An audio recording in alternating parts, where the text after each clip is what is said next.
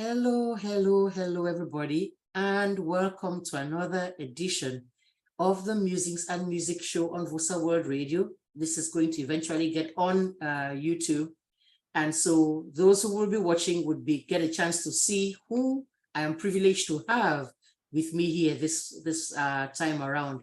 But those who are listening on radio may not know, so they're going to get to find out in a minute. In fact, I'm not going to steal her thunder. I'm going to ask her to please go ahead and let us know who our viewers and listeners are going to be listening to and watching for the next few minutes. Please go ahead, Auntie. Could you hear me? Yeah, I can hear you, but I can't see you anymore. Oh, no.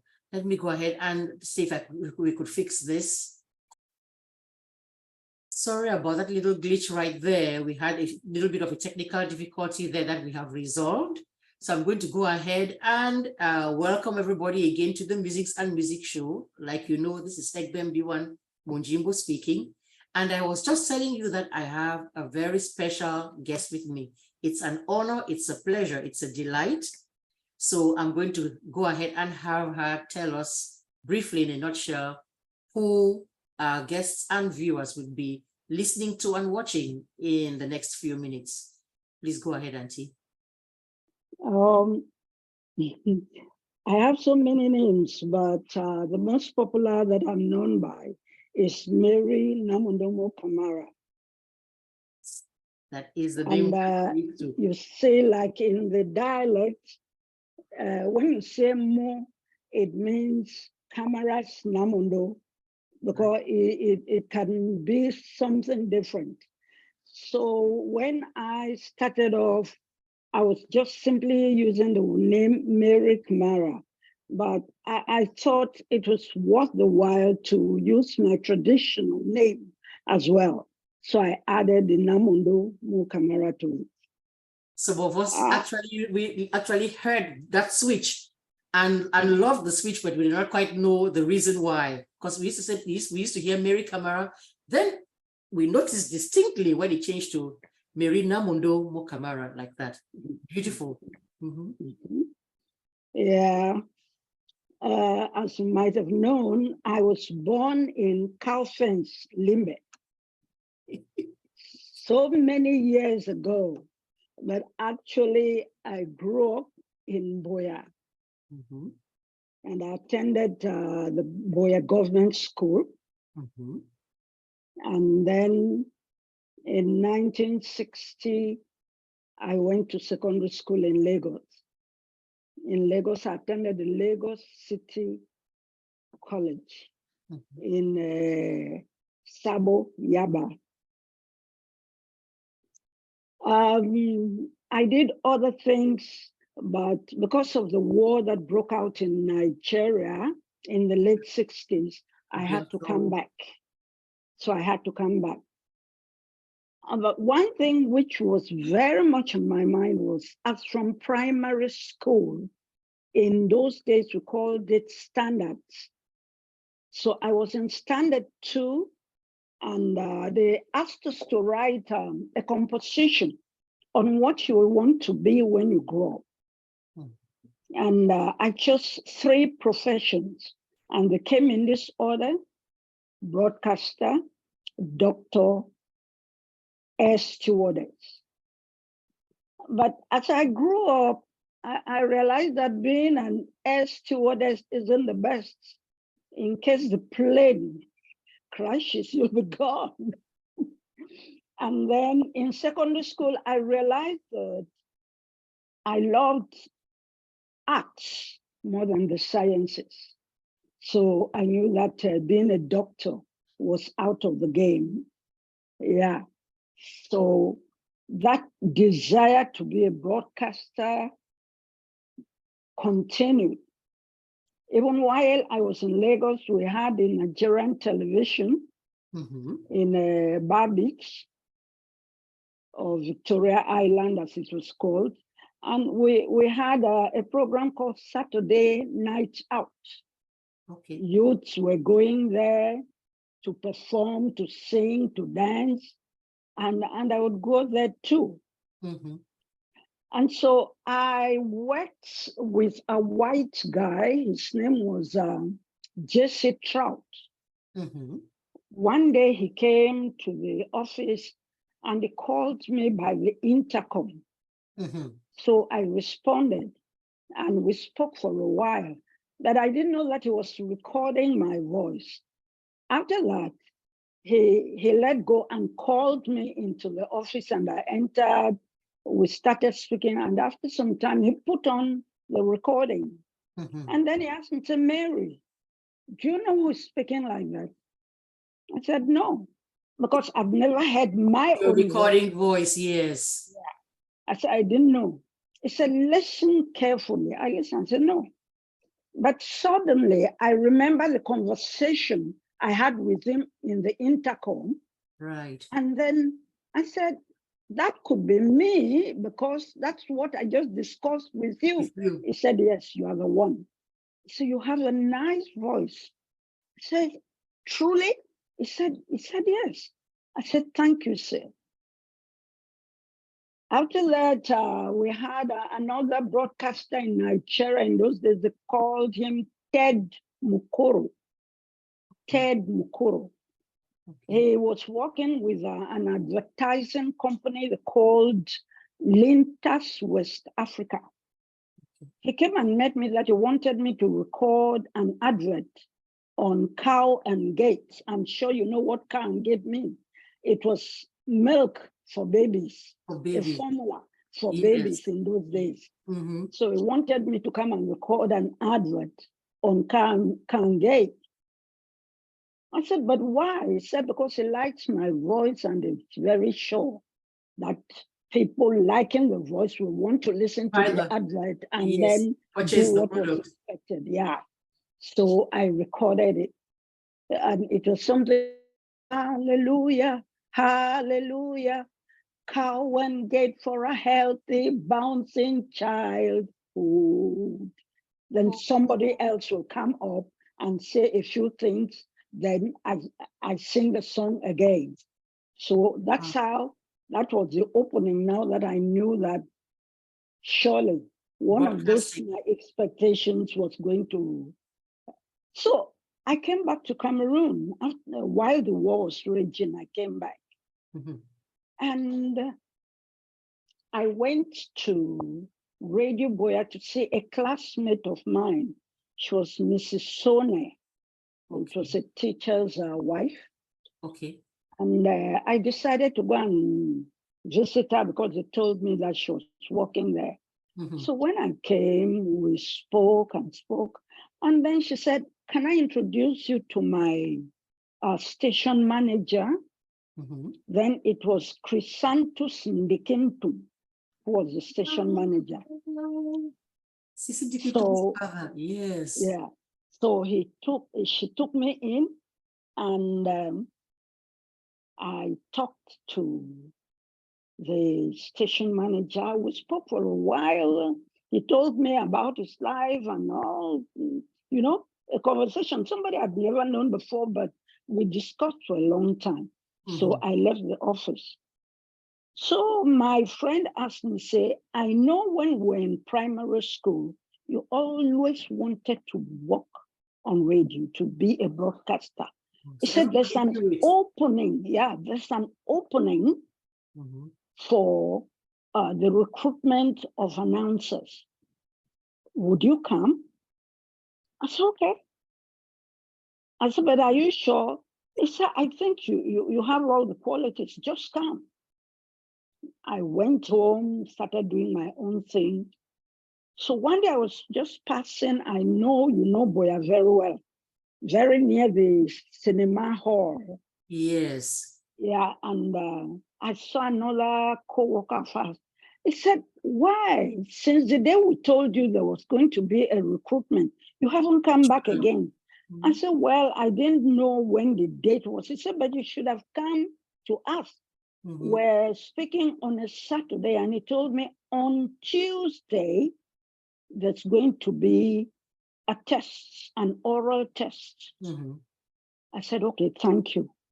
So on that Tuesday, I went to the radio station It was in Bokwango, still the Yes. same one. Okay. Yes, the present stand.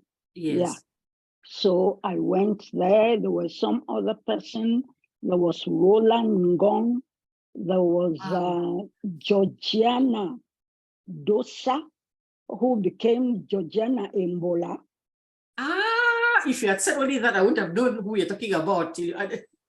Okay. It's interesting. Mm-hmm. Yeah, she took him and many others. Right. So after the test, Georgiana was taken, Ngong was taken, and I was taken. The three of us. They needed only 3 people. Right. And so but it was a part-time position. Mm-hmm. So we were supposed to work there for about 11 months. When the financial year comes, they tell you, okay, you can go. If there's any opening again, the next financial year, you can come back. Okay. So we worked. After some time, Roland was to come to the United States. So he left. Mm-hmm. So we're left now, Georgiana and myself. Mm-hmm. We worked till the year ended. So the next time they were going to have another recruitment, as they used to call it. This time they called Pa Ekiti, who was the education secretary for the Presbyterian. Yes. They called a white lady from Ireland they called her Sister Mercy. She was a nun. Okay. Yeah, she was for the communication in the Catholic. And then they called Yonkuma, Reverend Yonkuma, yes, who was CBC. also for the Baptist. So they wanted them to be the panel. So Georgiana couldn't come back because at that time she was dating Muna, the lawyer, the late Muna. Right. They were going to get married, and the man Ben said the pay was too minimal, so the wife to be would not do it, so she wouldn't come. Okay. So this time, another lot of people, Mary Brandaba, and some other people came. So when they said we should go in, but you won't call your name. Okay. The panel didn't have to know your name. So it will be anonymous, and they will not be impartial. They will just go and judge your merit. Yeah. So we went, the other people went first. Then I went almost last. As I started speaking, I looked at Pike. Pike sat up on his chair like that and cocked his head. And Sister Mercy put her hand on her lips. I think they were trying to remember where they had heard that voice before. So all in all of us finished and came out. And then when we came out, then Pike just said, Ma'am, aren't you Mary Kamara? I said, I'm the one. Then he turned to the station manager and said, did you have to test her again?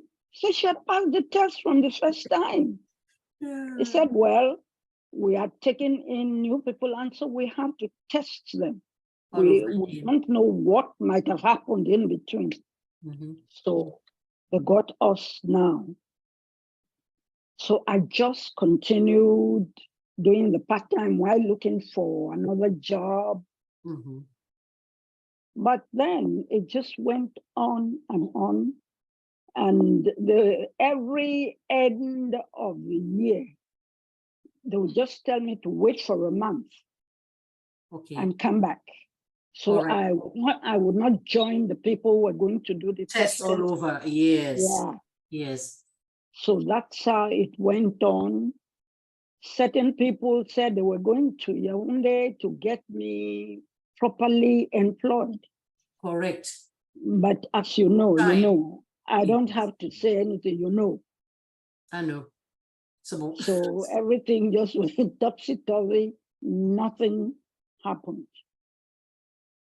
So after they came to, there was Emmanuel Muji, who came as station manager. Yes, yes. After Emmanuel Muji, Francis Wete came in as the new manager. Yes. But Francis he was all over the place. He said they must employ me because he doesn't say that I was even doing well, better than some people who are in the national station. You know, at that time we had Sister Frida Kima, Songs of Faith.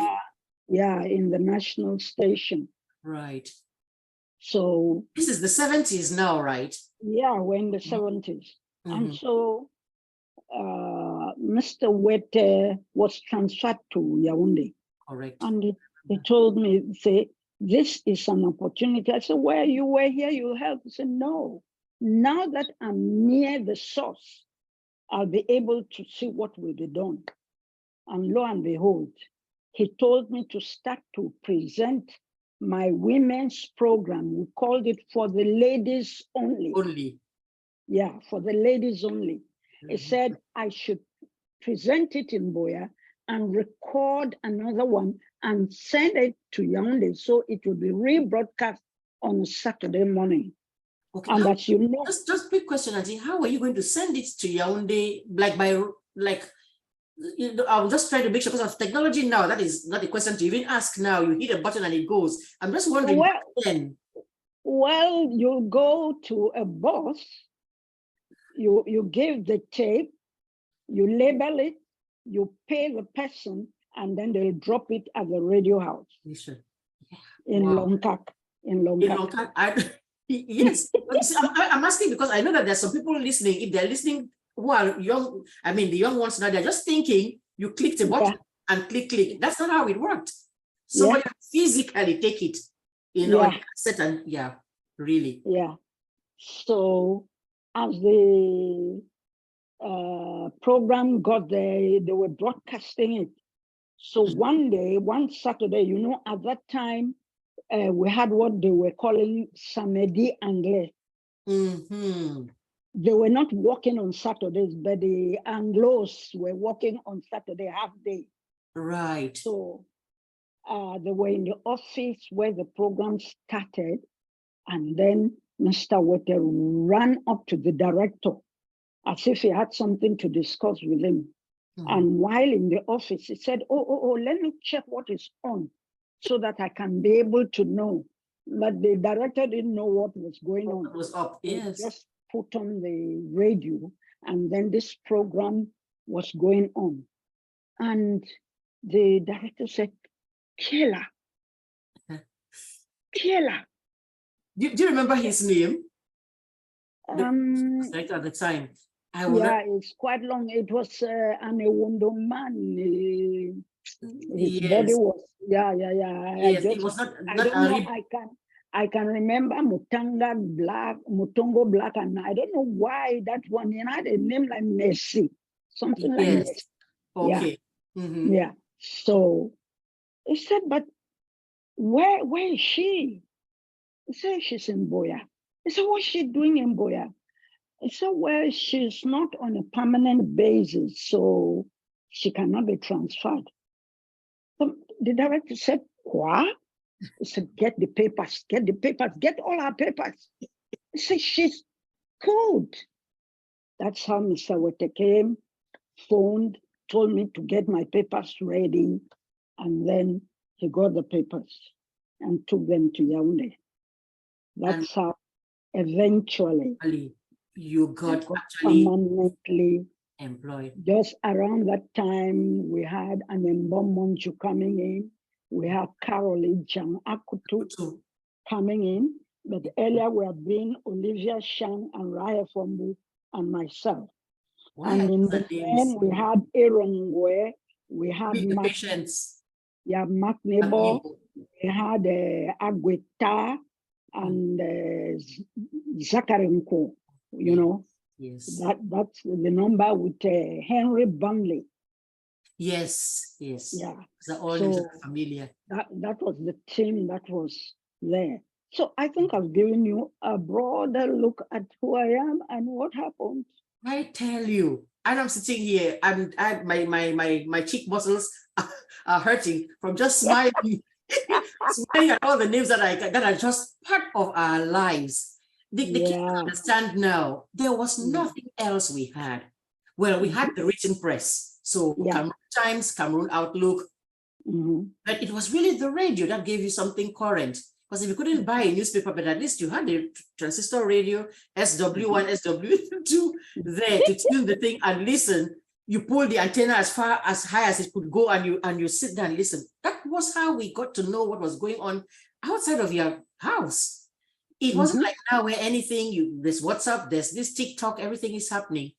And those of us who were living in Yaoundé, who went there as late at 69, I was there already. That was what our parents, if you sneezed or talked, when Radio TIDBITS is on, you're just looking for trouble. You could be kicked, you could be actually thrown out the window. Don't talk, because that is the only way they got to know news coming from home, from the English part of Cameroon. Yeah. And particularly at that time, there was only Radio Buea in the English-speaking section. Radio Bamenda came out already in high school. Even the Bamenda people had to send their announcements and everything to Radio Buea for us to broadcast. Yes. Yeah. So when you hear that, Radio TIDBITS was a very popular program, very just like Luncheon Dates. Yeah. Yes. The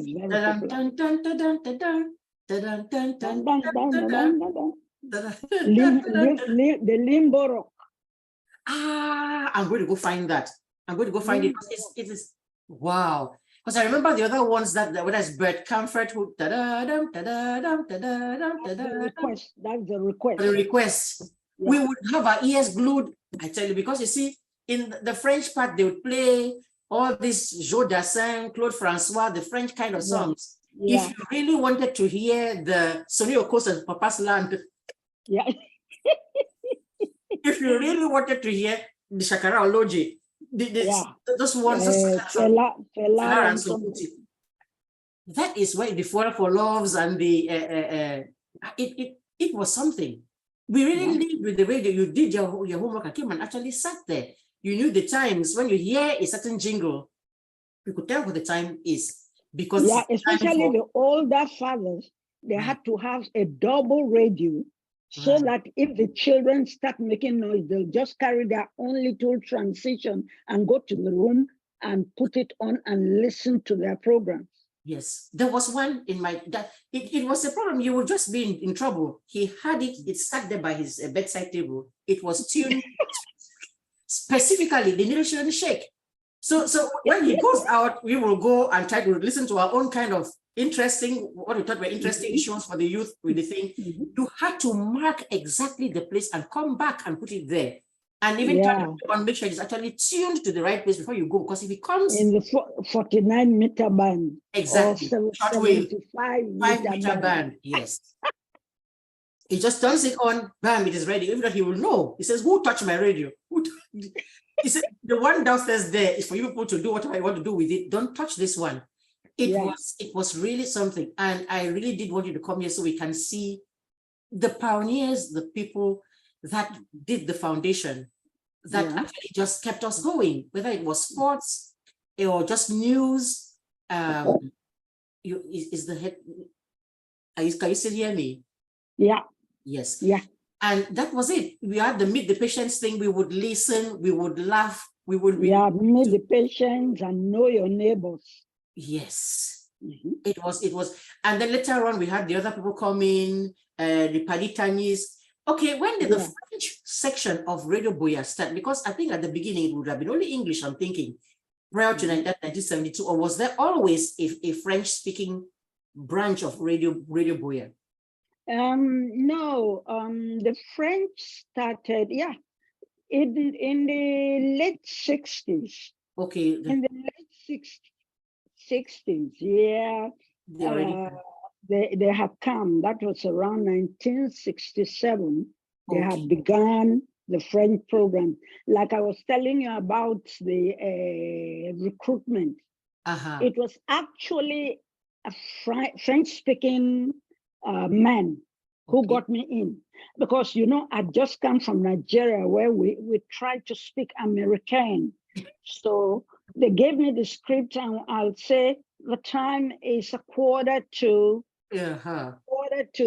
I can say the time is 8:45. Right. And Dickinson was not having any of that.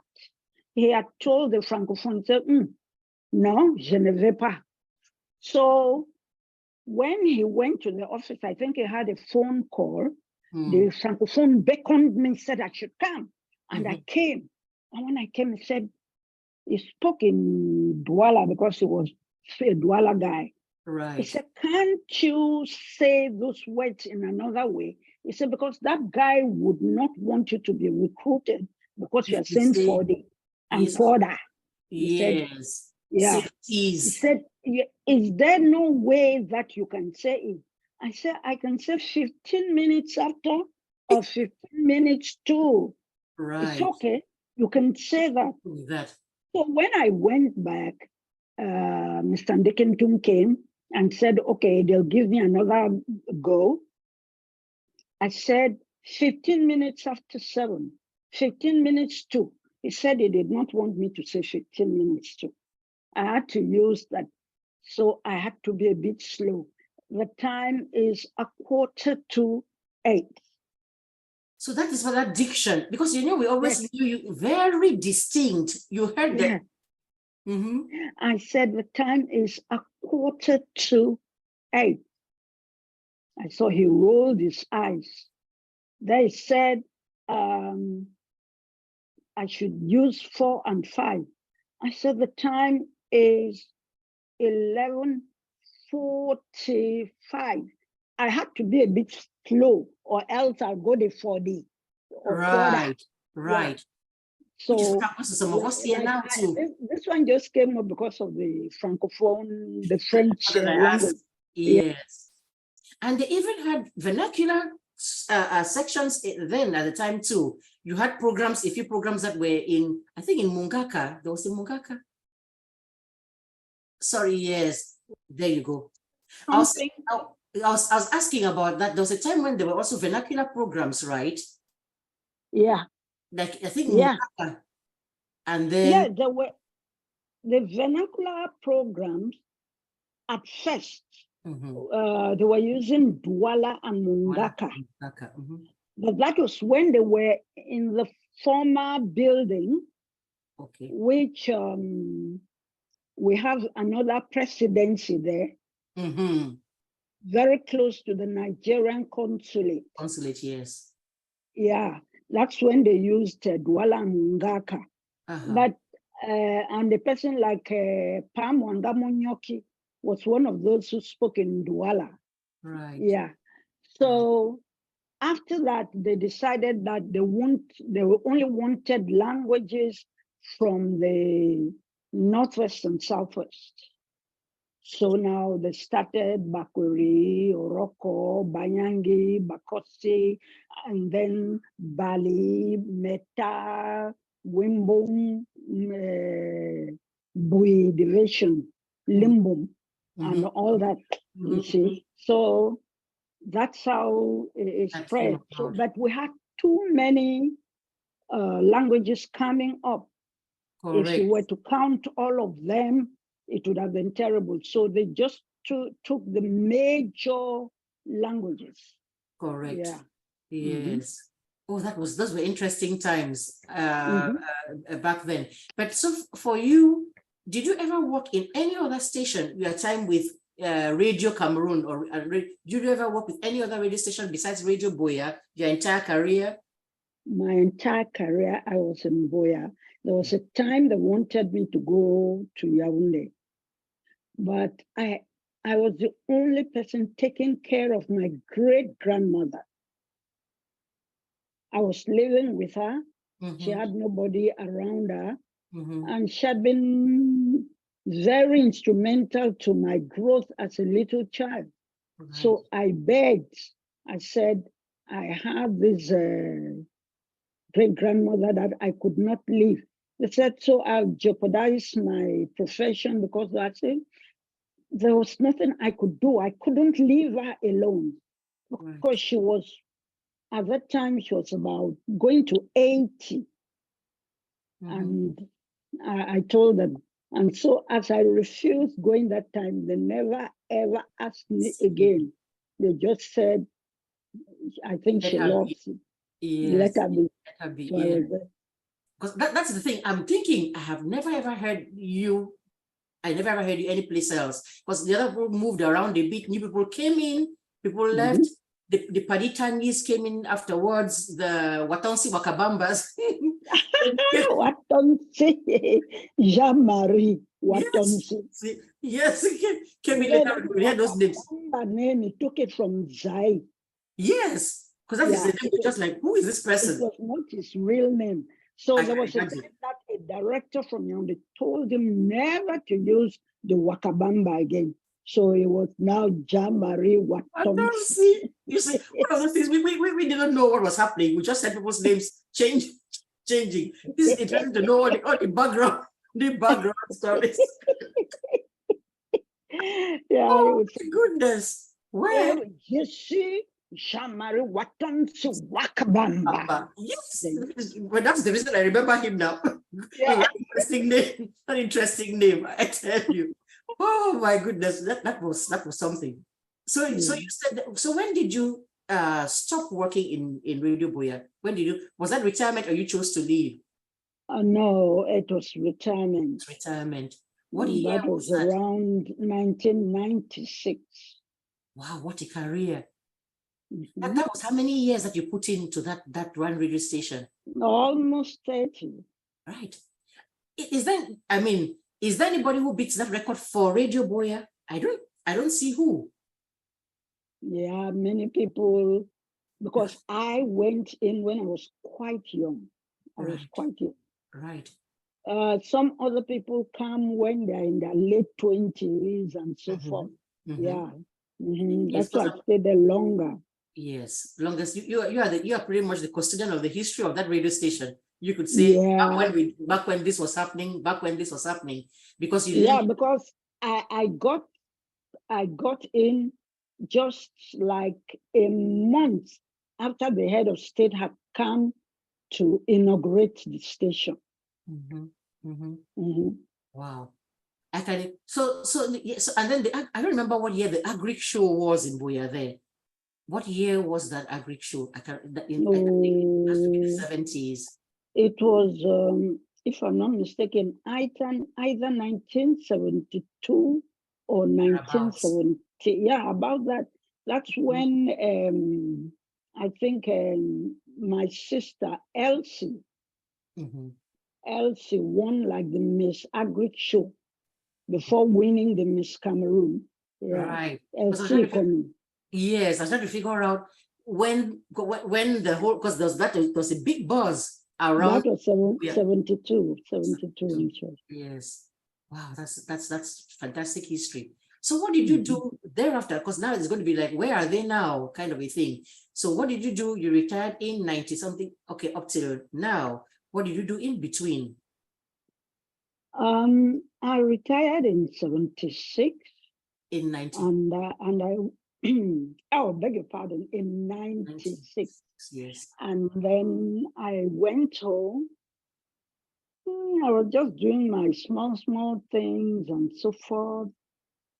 And then one day, my last child, Christabel Ferrin, then she was Christabel Kamara. Right. She was at the University of Buea. She was doing mass communication and gender studies. And then she comes back from her hostel and says, my head of department wants to see you. I said, did you commit any crime? She said, no, I did not. I said, are you sure? I said, go. If you didn't commit any crime, I don't see why your head of department is looking for me. So I stayed. It took about 1 week after, she comes back again. She's almost crying. What's the matter? It said my head of department drove me out of class. That unless you come, he will not allow me enter the class. I said, find out what he wants, because I can't understand. You say you didn't commit any crime, and I know you are not one of those who commits like crimes. Yes. And he told me that that they have decided to use me to teach the students in the journalism and mass communication, news writing, program production. You know, I've been to the US in 1978 for a course with the American Women in Radio and Television. And then in 1979, I was in Canada for another study there. So they decided that I should come and teach the children how to go and collect news, how to write news, how to stage a program and detail it out, how it will run. So pretty much the whole 9 yards, from actually gathering the information, putting it out in the format, and then delivering it to the public. Yeah. Which for you is something that you pretty much are pro at doing. Yeah. So Eno Tanjong, who just died a while ago, I went and met him and said, you know, we can't just take you write an application. I said, but sir, did I tell you I wanted to? He said, you have served the nation in the capacity as a broadcaster. We want you to serve the nation again by inculcating in this youth the way that radio and so forth is done. So I wrote it. Then Madam Chilma was the vice chancellor. I wrote it. And about a month or two after that, I was called up. So that was what I had been doing. I will take leave of absence and come and see my daughter here when she had a baby. I'll go back. My place is still waiting. I came for another delivery. I went back. They said, your place is still open until who take it? What are they going to find better? They will not be able to find better than the original. That's just the bottom line. Yeah. What I'm very glad that that little job that I did has given me fulfillment, because I can see most of my students now, they have PhD. Right.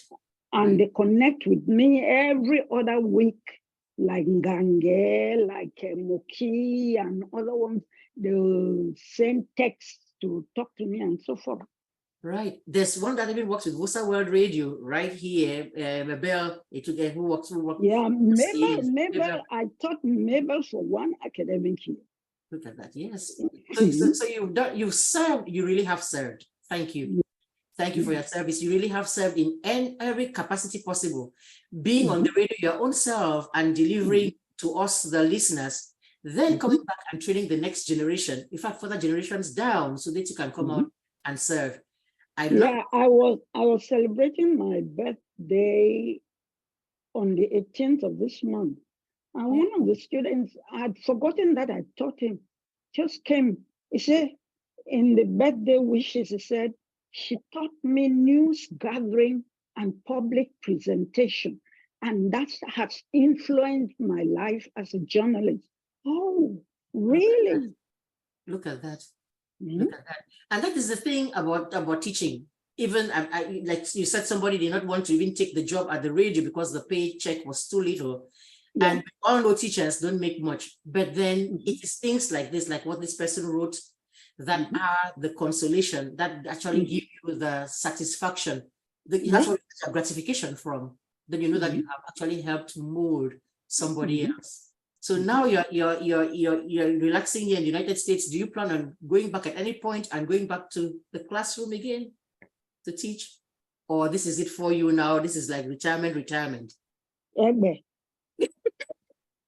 Egbe. You want me to slump somewhere and go to the beyond?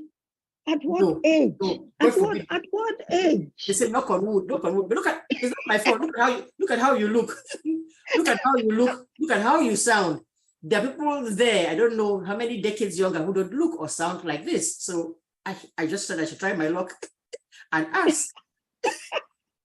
You think if we showed up there, trust me. Look, there's a saying in Bakuri. I don't know whether you know it, whether Auntie Eliza ever mentioned it to you. They say, "Mepondo mekpa, mizomi kizene." That is the old guard gives room Yes. to the new guard. True. True. We have done our best.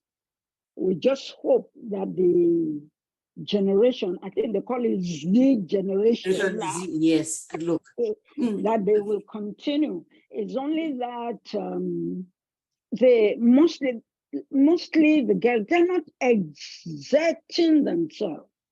Right. It's not only you seeing it, as I teach here too. So you just look at it and you're going, where is that zeal? Where is that applying yourself? You know, not That's just, it. yes. What is going That's on? it. Yes, yes. That's it. When they say do something, you do the barest minimum. Mhm. And I'm like, okay, like they say, write a thing about what just like, no, you can do much more than this. It's probably the distractions, all the TikToks and the Instagrams and other things that are there. And the fact that you can look up stuff easily makes people just not want to push to actually own the information. Say it's in my head and I can use it, as opposed to just waiting to Google everything. If you are open to learning, you will, what would I say?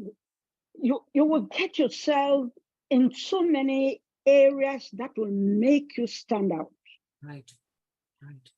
When I was growing, before I became a worker on radio in Lagos, I will read News of the World, a British newspaper. I read The Telegraph. Correct. I read Ebony. I will read Newsweek. I will read Times. See? You know, all this opens me up to so many things, you know? Exactly. But many of our younger generation now, where the reading is not. There was a time I would read 2 or 3 novels a week. Correct. Yes. But that's why any new book came out, like you have the Odyssey. Correct. You have Dante's Inferno, satanic verses, right? in the name of classics, Jesus, and Gatsby. What? Every book that came out that was lay your hands on. I'll try and get it and read it. You know, it opened my understanding to understand many things. Like sometimes when they will ask a question about something in the world, and I will answer, they say, are you too? I said, because I read to get myself acquainted to what is happening. Exactly. It's a wonderful thing, because then you're when you have to have a conversation with anybody, no matter what topic comes up, you know something about it and can sound intelligent, have an intelligent conversation with whoever. That's it. When I used to go to the mountain club, I'll go there sometimes, and you know, if this one raised the topic, I am there. This one wants to talk about this, I'll be there. Said somebody asked me, say, what's wrong with you? I said, nothing is wrong with me. He said, no, there's something wrong. I said, oh, you've forgotten that it's a saying that the journalist is not this thing. He knows every other thing except what he ought to know. A master of all, a jack of all trades, but a master to none. Yeah. I said, do you know that? I said, because we pick here, but in the end, we're not masters of anything. Correct, but you're not meant to be experts. Only help the other ones. Correct. Get up. Correct. But then it's clear that you're not ignorant about any of the fields. You just are an expert at any of them, which you don't need to be, because you're not the one who's going to actually go build a bridge. That's for the engineers to do. But you still would know who invented what. You see, that kind of thing, which is very much lacking now, that actually just owning knowledge, where somebody says a name, and here I come the American history, and I'm saying, do you know, for example, who Jimi Hendrix was? The kids sitting there have no clue. These American kids themselves have no clue. And I'm saying, but I come right there from West Africa, and I know who that person is, because they start telling you things like they did not teach us in the syllabus. Was not in the syllabus. I'm like, so you only know what is in the syllabus? You read only the books that are in the syllabus prescribed, nothing else. Tell me that. When I came here in 1978, a woman were talking, some of the organizers were talking, and suddenly I said the Boston Tea Party, and she looks at me. She said, where did you learn that? I said, why? She said, because that's American history. I said, look, let me tell you, education in Africa is broad-based. Yes. I said, it's broad-based. I said, I can tell you about China, their revolution, Australia, Russia, New Zealand, their revolution, England, France, Spain. Yes. I said, no. I said, yes. I said, our education is broad-based. We learn nearly everything. I said, during the time I was taking my GC, there was world affairs, there was American history, there was European history, there was African history. I said, all this were in the offering. Right. So the woman just looked at me like that. Just looked at me. Yes. Because I see here people are concerned about the immediate community or area. They are not. If you ask some of them the capitals of, the capitals of the various states, they may not be able to. No, never been there, haven't traveled even to the next state. That's just been in that one place. Yep, a lot of, you'd be amazed. You'd be amazed. I was very surprised when I first got here, but now I'm used to it. I'm talking to a kid and saying, okay, no, you can't just go to a country, you need to go apply. They have to know whether they let you into their country. You don't just up and go. You go and apply for a visa to go to the country, and that's how it works. And they're like, really? Like, yeah, that's how it works.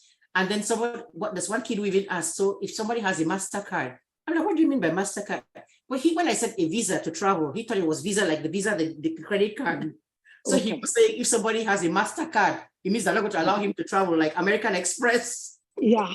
So I was saying, no, this is not visa like the little visa at the card. Yeah. I tell you, someone asked me, said, but how did you come to America? I said, what do you mean? I said, maybe I was jumping from tree to tree. He said, well, it could be possible. Then I asked, I said, you know, there's a vast ocean called the Atlantic between Africa and America. That's not likely to be. It's getting a little better now that there's Google there. You can actually search and find, but there's still many who are very surprised at how much education the average person, immigrant, actually does master. And whereas they think you're coming here, I'm sure you've been asked that a number of times as well. You know, okay, how long have you been in this country? You speak English so well. And I'm going, no. I was speaking perfect English before I got here. In fact, my English has gotten worse since I've been living here, because I spoke better English. I came here. They're attributing the English that I speak to being here. How long have you been here? I'm like, no. I came here speaking even better English than I'm speaking now. So it's just an interesting. So your English has been adulterated. Yes, with words like walk, and what not. You know, the people are really funny. Like I asked somebody, what's the capital of California? He said, that's easy. It's Los Angeles. I said, no. Yes. So, okay, if it's not, then it is San Francisco. I said, no. But you see, I'll say it's Sacramento. See, so where is Sacramento? I said, wow. But at least that one even stayed within the state. They could just pick any place that's not even in the state at all, I tell you. Right. Okay, then another Yes. story that I have to talk about my time on radio is that by the time I entered into radio, women were only allowed to do women's program and children's program, and maybe request programs. Not the news. Yes, that's all. There was no news. There was no news. Women were not allowed into the news room to do any news or read the news. So there was a day, late Henry Fournier was supposed Yes. Five was to read the news, and he had gone to there was a bar in Moya. They called it Country House. So he went there, got himself drunk, couldn't come. Yeah, and so just about 10 minutes to 6:15, he phones and says, Mary, please, I'm stranded. Can you read the news for me? I said, Shay.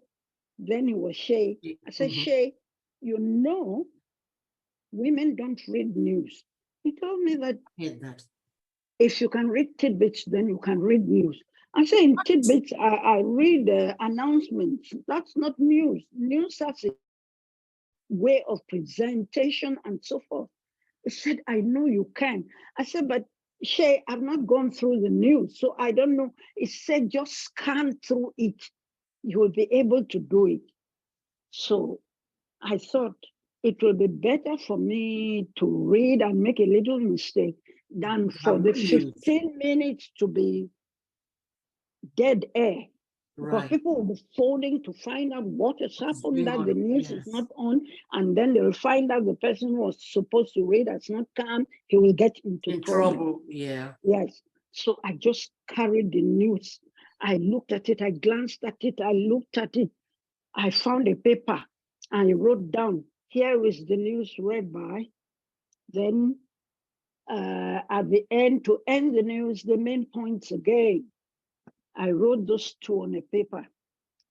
I'm telling you, I'd been on air for long. That was around 1973, 74, but I was quaking. I was shaking. And the technician says, why are you shaking? It's one and the same thing you've been doing. I said, okay. I went in, they put in the signature tune, the drum beat.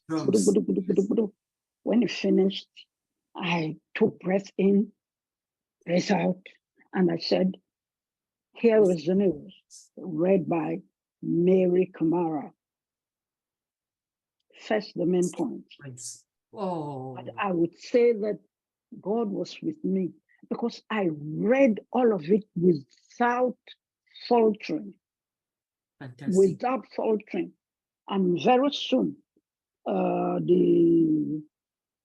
what do they used to, something inspector, who was like governor, federal inspector. Yeah, that it was Jean-Claude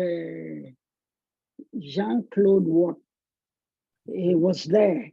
And he phoned and asked to say, who is that? I said, Mary Kamara. He said, bien. Bien. Je te dis bien. You see? I said, federal inspector. That's how they used to call it. Inspector. Okay. Jean-Claude Ngo. Okay. Yeah. He said, c'est bien. You see? And after that, Yaoundé now got to know that a woman read the news. Then Fournier said, we should come and learn how to edit news. And Madame Shang, myself, and Rahel, he drilled us. After that, Madame Shang said, no, I'm not into news. For programs. She quit. Yes. Then we continued with Rahel. A month after, Rahel said, she's done. This is too much for me. I couldn't say this was too much for me. Because you've already done that and been told clearly that you're doing a good job of it. Mm-hmm. So I just continued. And it was because of that news that I came to America. It was because of that news that I went to America. Right. You know, and then we're taught how to, after you read, you put in a feed, you know, the voice of the people making the news. Before it was straight news, you reading it. Now we got, like I'm talking to you, I would say something like, Miss Egbe Munchimbo was on the air today and was trying to interview an old veteran announcer and so. And then he got us the 5 W's and 1 H, he got it to me. And I found that it wasn't that hard. It wasn't that hard. It's just to know how to put it. If you know how to present it, to write it down, present it, make your paragraphs to be crisp and simple language, not the language that will make it ambiguous, but plain and simple language. And balance your news. You make, if 2 people made news, the con and the pro, you talk to the 2 of them to be able to get the real news out. You know, that's the problem we're having with news now. Some people go and interview one person and they make news out of it, but you didn't get the other version of the other person so that you can balance it. Because we have something in journalism they call the ABC.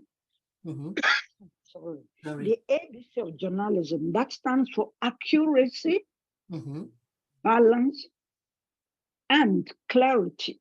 Right. But you see now, Auntie, when I say, are you not going back to teach? You say, okay, but you just have given a lecture. Given a very serious lecture. I've gotten a lecture here free of charge. Free of charge. That is the reason why you're a seasoned, that is the thing. Respect, Auntie. Seasoned. You started off wanting to do it, wanting to be a broadcaster. You went on and did it, and it's in your DNA, pretty much. It's in your DNA. I just have to thank you. I will sit here, you know, I could sit here past midnight and just listen to you talk, because it's just a pleasure. I'm just amazed and talking sincerely. It's not a matter of, yes. Wow, you know, all age. Like I saw in Jomo the other day, in Jomo, I said, well, fine. The days are going, we're all going, moving forward, left and right. Yes. Yeah. But keeping yourselves busy, keeping the gray cells going. That's wonderful. Yeah. That is why even till now, I do crossword puzzles. Yes. Nearly every day. Nearly Sudoku, all that kind of thing. I do all just to keep my brain going so that Alzheimer will not set. It's not coming. Far be it banished. We banish it. We want our library. We want our moving, walking encyclopedia with us in fantastic shape.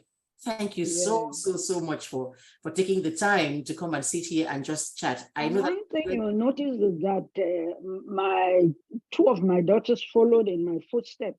Correct.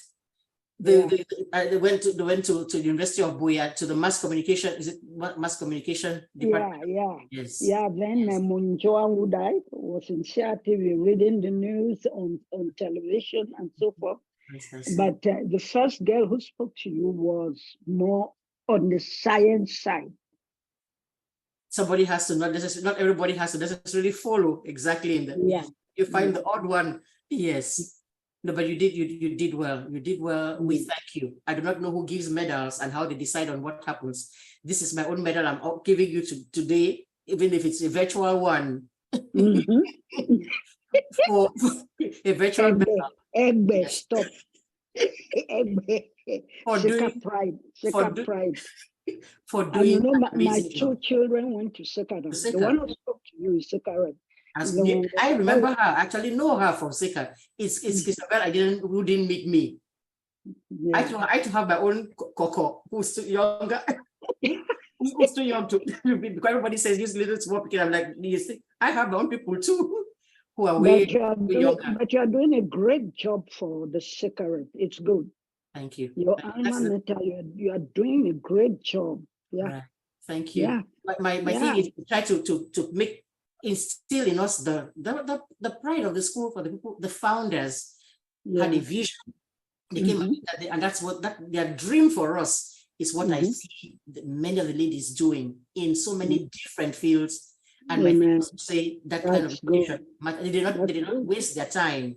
The sacrifice they put in has yielded fruit. That's my point, trying to make the point. And then to encourage the younger ones to say, but look at the person who slept in the same dormitory that you are in now, the person who ate the same sese plantain that you're eating there now. Look at where they got to, which means you too can. Don't sit down there and sell yourself short.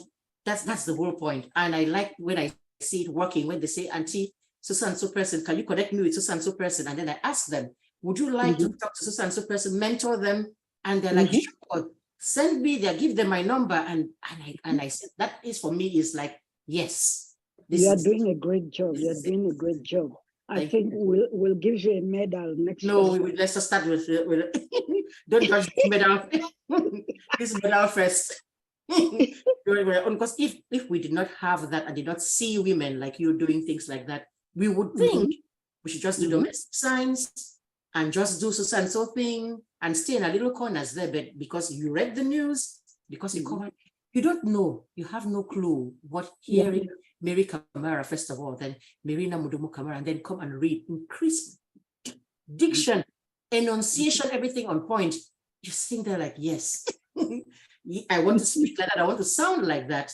People can make something out of their lives. You have no clue. You have no clue what that is. But the way you talk, I think you were meant for it. But the funny thing, we'll tell stories here till the sun goes down. My dad came and said to me, he found a school, mass communication school, I think in McGill University here in Canada, and he brought the forms and said, go ahead and just fill out these things. I think you do well in journalism. I'm like, oh, please. Yeah. Take your, I said, take your forms. And I said, I'm going to Guayaquil to do the bilingual degree. He would be, the funny thing is, he'd be so amazed and tickled. I'm sure he's up there going, I told you so. I told you so. Look at where you've ended up. Look at where you ended up. Because he tried to tell me this was the thing to do. You'd be good at it. I was like, no, no, no. I'm going to do the bilingual series. And then I've ended up here still doing something related to radio and writing. Hope it was alive to see you doing what you're doing. Where, Pa? Yes. I'm the one. And he is the one responsible for getting us to love, especially me to love the radio, news. You see, the BBC, we knew the thing.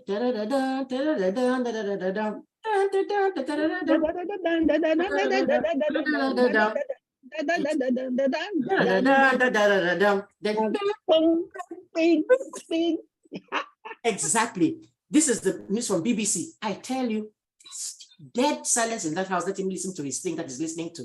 How don't you? Then you'll go get National Geographic magazines and bring. Okay. Get so things and so we just knew, get knowledge, get not necessarily to pass an exam. It's not a concours you're taking. Just know stuff that's going on out there, and that is how we grew up, and I try to pass it on to. All right, then, Auntie. I know we have to do a part 2 of this one day. We have to sit down and do a part 2 of this whole thing. There's still so much to learn. Thank you very much that you've made me relive my old memories.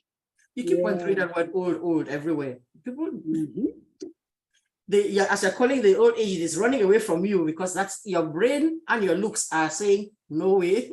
Oh, yes. You look good. So thank you so much. God bless you. On behalf of everybody that listened to you, we are grateful. We are grateful. I don't think you get told that enough. That we are very. Thank you very much. Thank you. I was thinking, this will be a long day, but the conversation has just gone so fine. Yes, I have enjoyed it. This is kind of, sometimes I record these things. I don't necessarily go back and listen. This is one I'll go and sit and listen to even before it is aired. Yeah. Yes, So thank you. you tell me when it will be going on the air. I will definitely do that. Definitely do that and let you know. Send you the link and everything. Even call Christabel and say, see, don't you make a mistake. Oh. And she has to listen to this. All right, then. Thank you and God bless you. Thank you very much. God bless you too. Mhm.